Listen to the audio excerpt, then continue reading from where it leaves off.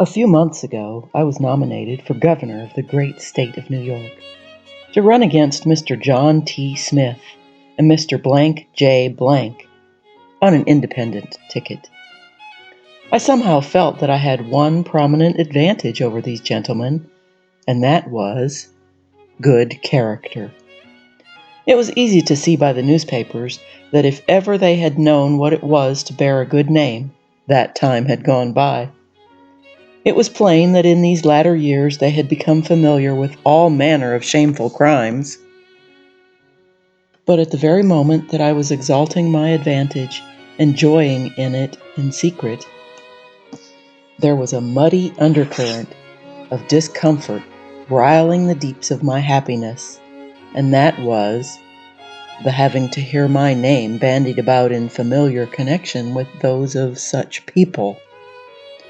I grew more and more disturbed. Finally, I wrote my grandmother about it. Her answer came quick and sharp. She said, "You have never done one single thing in all your life to be ashamed of, not one. Look at the newspapers, look at them and comprehend what sort of characters Messrs. Smith and Blank are. And then, if you are willing to lower yourself to their level and enter a public canvass with them." It was my very thought. I did not sleep a single moment that night, but after all, I could not recede. I was fully committed and must go on with the fight. As I was looking listlessly over the papers at breakfast, I came across this paragraph, and I may truly say I was never so confounded before. Perjury. Perhaps, now that Mr. Mark Twain is before the people as a candidate for governor, he will condescend to explain how he came to be convicted of perjury by 34 witnesses in Wakawak, Cochin, China in 1863. The intent of which perjury being to rob a poor native widow and her helpless family of a meager plantain patch, their only stay and support in their bereavement and desolation. Mr. Twain owes it to himself, as well as to the great people whose suffrage he asks, to clear this matter up. What will he do? I thought I should burst with amazement. Such a cruel, heartless charge. I never had seen Cochin China. I never had heard of Wakawak. I didn't know a plantain patch from a kangaroo. I did not know what to do. I was crazed and helpless. I let the day slip away without doing anything at all. The next morning the same paper had this, nothing more. Significant, Mr. Twain, it will be observed, is suggestively silent about the Cochin China perjury. Memo. During the rest of the campaign, this paper never referred to me in any other way than as the infamous Perjurer Twain. Next came the Gazette, with this: "Wanted to know, will the new candidate for governor deign to explain to certain of his fellow citizens, who are suffering to vote for him, the little circumstance of his cabin mates in Montana losing small valuables from time to time, until at last, these things having been invariably found on Mr. Twain's person or in his trunk," newspaper he rolled his traps in, "they felt compelled to give him a friendly admonition for his own good, and so tarred and feathered him and rode him on a rail, and then advised him to leave a permanent vacuum in the place he usually occupied in the camp." Will he do this? Could anything be more deliberately malicious than that? For I never was in Montana in my life. After this journal customarily spoke of me as Twain the Montana Thief. I got to picking up papers apprehensively, much as one would lift a desired blanket, which he had some idea might have a rattlesnake under it. One day this met my eye. "The lie nailed." by sworn affidavits of Michael O'Flanagan, Esquire, of the 5 Points, and Mr. Snub Rafferty, and Mr. Caddy Mulligan of Water Street, it is established that Mr. Mark Twain's vile statement that the lamented grandfather of our noble standard-bearer, J. was hanged for highway robbery. It is a brutal and gratuitous lie, without a shadow of foundation in fact. It is disheartening to virtuous men to see such shameful means resorted to achieve political success, as the attacking of the dead in their graves, and defiling their honored names with slander. When we think of the anguish this miserable falsehood must cause the innocent relatives and friends of the deceased, we are almost driven to incite an outraged and insulted public to summary and unlawful vengeance upon the traducer. But no, let us leave him to the agony of a lacerated conscience, though if passion should get the better of the public, and in its blind fury they should do the traducer bodily injury, it is but too obvious that no jury could convict and no court could punish the perpetrators of the deed. The ingenious closing sentence had the effect of moving me out of bed with dispatch that night, and out at the back door also, while the outraged and insulted public surged in the front way, breaking furniture and windows in their righteous indignation as they came, and taking off such property as they could carry when they went. And yet, I can lay my hand upon the book and say that I never slandered Mr. Blank's grandfather. More, I had never even heard of him or mentioned him up to that day and date. I will state in passing that the journal above quoted from always referred to me afterwards as Twain, the body snatcher. The next newspaper article that attracted my attention was the following.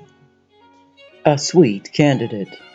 Mr. Mark Twain, who was to make such a blighting speech at the mass meeting of the Independents last night, didn't come to time. A telegram from his physician stated that he had been knocked down by a runaway team and his leg broken in 2 places. Sufferer lying in great agony, and so forth, and a lot more bosh of the same sort.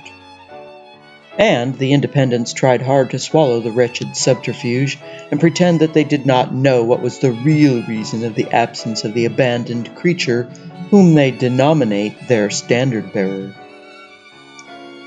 A certain man was seen to reel into Mr. Twain's hotel last night in a state of beastly intoxication.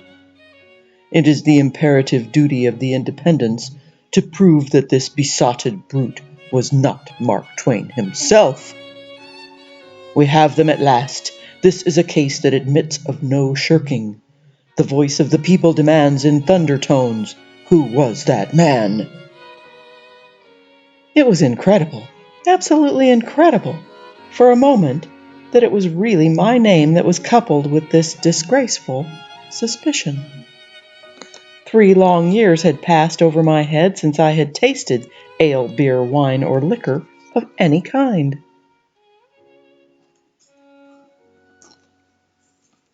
It shows what effect the times were having on me when I say that I saw myself confidently dubbed Mr. Delirium Tremens Twain in the next issue of that journal without a pang, notwithstanding I knew that with monotonous fidelity the paper would go on calling me so to the very end. By this time, anonymous letters were getting to be an important part of my mail matter. This form was common. How about that old woman you kiked of your premises which was begging? All Pry. And this, there is things which you have done which is unbeknownst to anybody but me. You better not out a few dollars to yours truly, or you'll hear through the papers from Handy Andy. This is about the idea. I could continue till the reader was surfeited, if desirable. Shortly, the principal Republican journal convicted me of wholesale bribery, and the leading Democratic paper nailed an aggravated case of blackmailing to me. In this way, I acquired 2 additional names, Twain the Filthy Corruptionist and Twain the Loathsome Embracer.